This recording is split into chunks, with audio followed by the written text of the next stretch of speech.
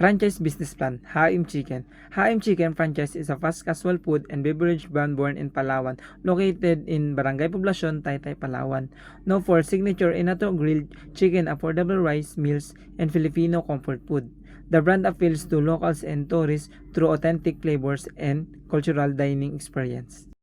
So, proceed naman tayo dito sa mission and vision. Ang mission nila is to serve affordable, high-quality Filipino comfort food while promoting local flavors and culture. So, ang goal nila dito is makapag-serve sila ng affordable food and high-quality comfort Filipino food na ibig sabihin sulit at masarap ang pagkain pero swak sa bulsa. So, dito naman sa vision nila to become a nationally recognized Filipino chicken restaurant brand. So, ibig sabihin naman dito is gusto nilang makilala ang kanilang branch hindi lang dito sa Palawan kundi sa buong Pilipinas. Let's proceed to objective short long term. First, open and establish the new branch within the first year. Second, achieve monthly profitability within 6 months of opening. The third, expand to other cities across the Philippines. At the last, strengthen online ordering and delivery service for nationwide reach. Let's proceed to business description. Haim Chicken began in Palawan and quickly gained popularity for the unique grilled chicken. So, mabilis na sumikat at nakilala ang Haim Chicken dahil sa grilled chicken nila na unique ang lasa. And building strong customers loyalty, it operates a quick service casual dining restaurant offering dine-in, takeout, and delivery. The menu centers on inato grilled chicken plus fried chicken variants, chicken inasal rice, and combo meals, sides of beverage. The franchise agreements provides a brand new training, operational, and marketing support in standards menus recipe to maintain consistency across branches. So dito naman tayo sa market analysis. Ang target naman natin is ang student na young adults na ang edad is 15 to 30 at isa rin ang employees, workers na ang edad is 20 to 45 and family and tourists.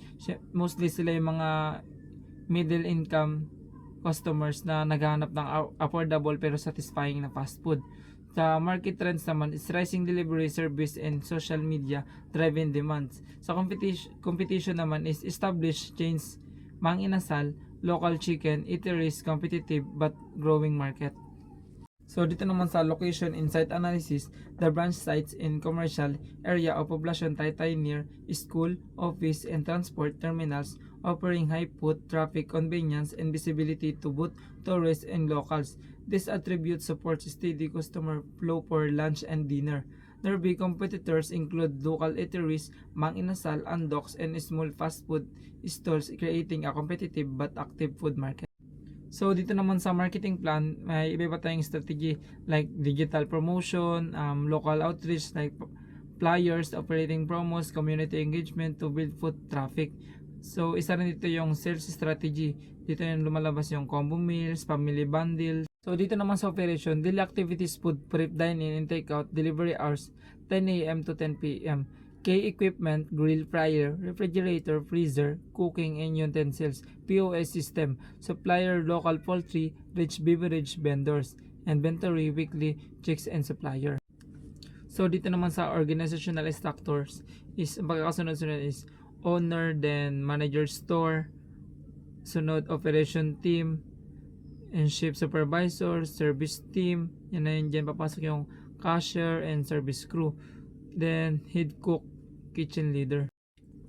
Financial plan, investment and projection. Category, franchise fee is 300,000. Sa equipment naman is 350,000. Sa renovation naman is 700. So ang 700,000 is nasa 40 to 60 square meter. Ang initial inventory naman is nasa 150. Ang marketing and permits is nasa 100,000. Total estimate investment is nasa 1.6 million.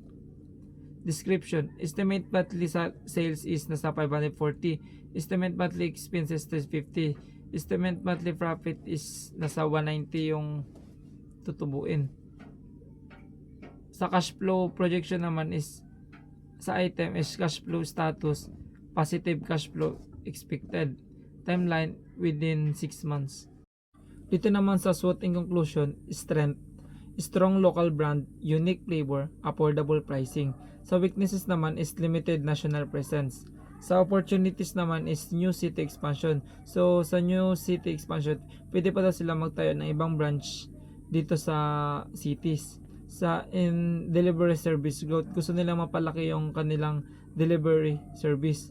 Sa threats naman is ito na nga yung mga large chain o competition, yung mga competition nila like Andox sa Jollibee.